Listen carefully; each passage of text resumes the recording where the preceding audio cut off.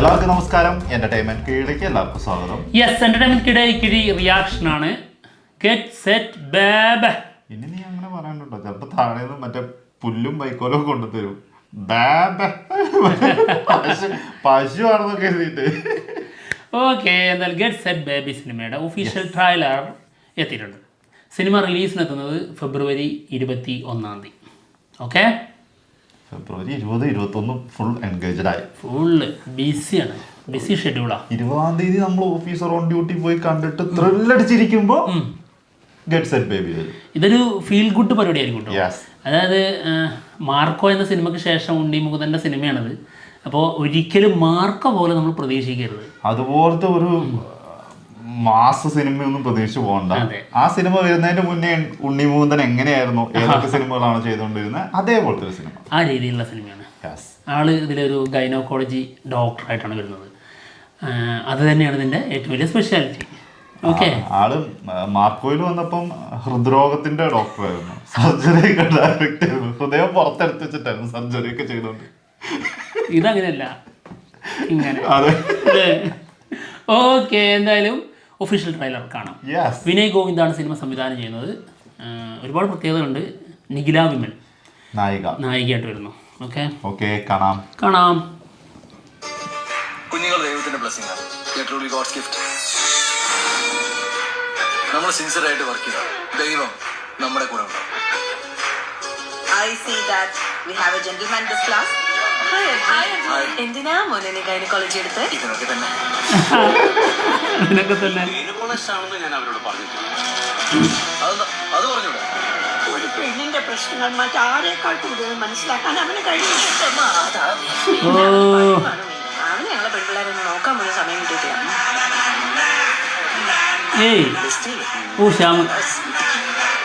നിങ്ങളെ പോലുള്ള ego centre ഈശോണിസ്റ്റ് ആൾക്കാരെ ലോകം കാണട്ടെ.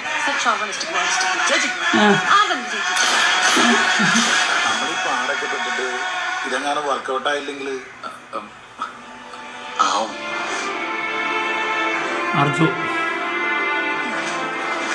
എന്റെ കുഞ്ഞെന്നൊക്കെ പറയുമ്പോ ബിന്ദു നിങ്ങളുടെ കുഞ്ഞിനെ ക്യാരി ചെയ്യുന്ന ഒരു വെസൽ മാത്രമാണ്, ഒരു പാത്രം. That's it. I think she's the applicant. BP low ആണ്. Make it fast.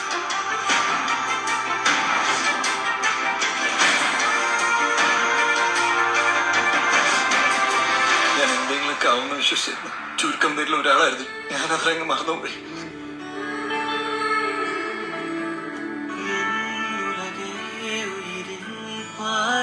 അപ്പൊ നിങ്ങക്ക് ശത്രുക്കളൊക്കെ ഉണ്ടോ? ഉണ്ടല്ലോ. ഒരാൾ അല്പം ഒന്ന് വളരുമ്പോഴേക്കും വെട്ടിയിടാൻ ഒരു 100 പേരെങ്കിലും കാണും. ഏറെ നിങ്ങൾക്ക് കിട്ടാണെങ്കിൽ കൊള്ളുന്നത് ഞങ്ങൾ കിട്ടാണെന്ന് അറിയാവുന്ന ആരും ഒരാൾ.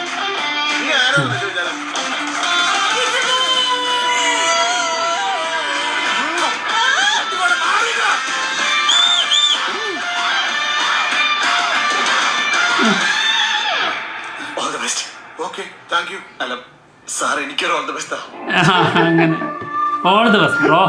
തീർച്ചയായിട്ടും ഞങ്ങളുടെ ഒരു ഓൾഡ് ബെസ്റ്റ്.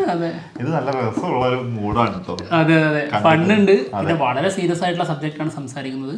പിന്നെ ഒരു ലൈറ്റ് ഹാർട്ടഡ് ആയിട്ടുള്ള ഒരു കുറെ നല്ല മനുഷ്യരുടെ ബന്ധങ്ങൾ കാണിക്കുന്ന ഒരു സിനിമ.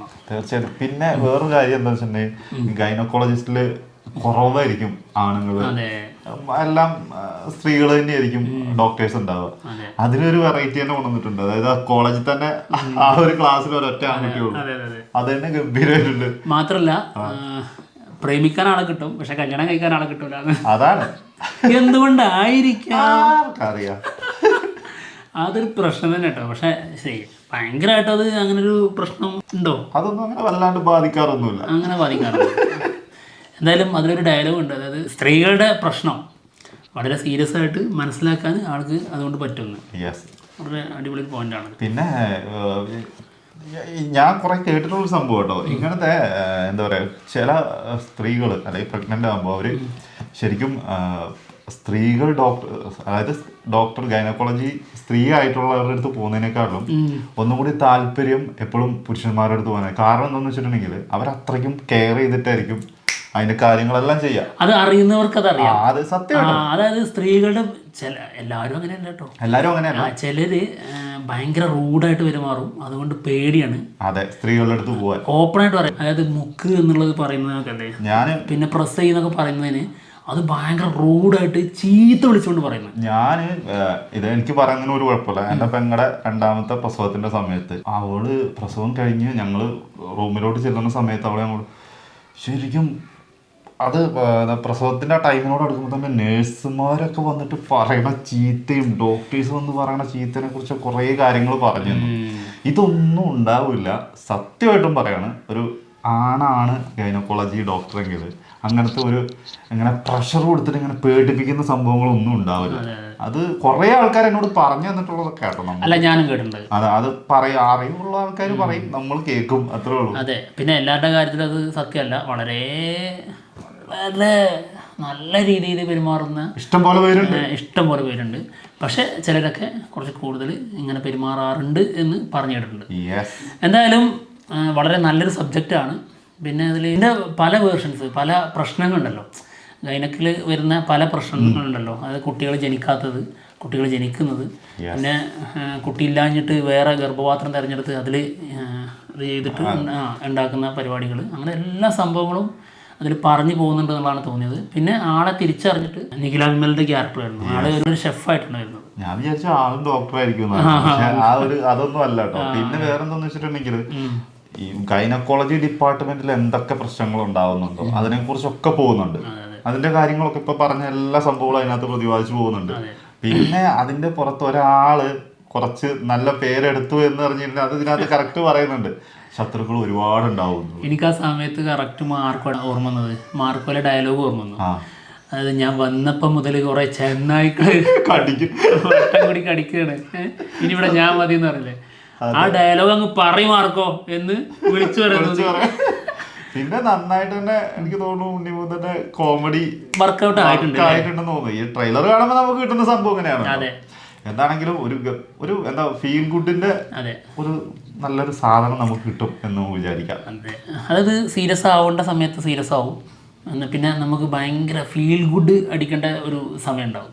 അതായത് മറ്റുള്ളവർക്ക് സന്തോഷം നൽകി, പിന്നെ ഒരാളോട് നമുക്കൊരു അഭിമാനം തോന്നി, ഭയങ്കരമായിട്ടുള്ള നന്മ കാണുമ്പോൾ നമ്മുടെ മനസ്സ് നിറയുന്നതും കണ്ണ് നിറയുന്ന ഒരു അവസ്ഥ ഉണ്ടല്ലോ, അതൊക്കെ കിട്ടും തോന്നുന്നു. അതൊക്കെ എന്താണെങ്കിലും കാരണം തള്ളി പറഞ്ഞവർ പോലും ഈ ഒരു സിറ്റുവേഷനിൽ ഒന്ന് പെട്ടുപോകും.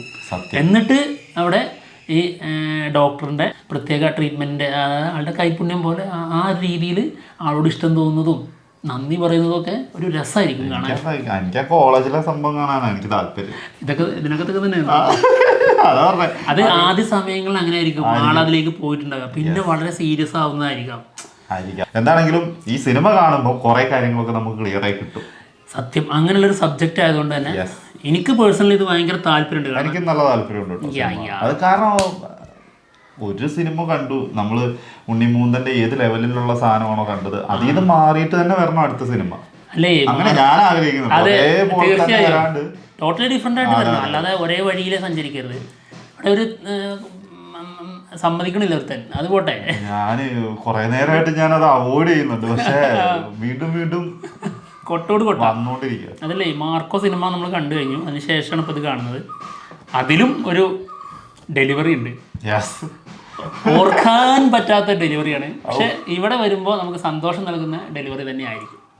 ആ മറ്റേ വില്ലനില്ലേ മാർക്കോയിലെ കാബിർ ദുഹാൻ സിംഗ്, ആളെ പിടിച്ചോണ്ടിരുത്തിയിട്ട് ഞങ്ങൾ ഒരു 5 പ്രാവശ്യമെങ്കിലും ഗെറ്റ് സെറ്റ് ബേബി കാണിക്കുന്നത്.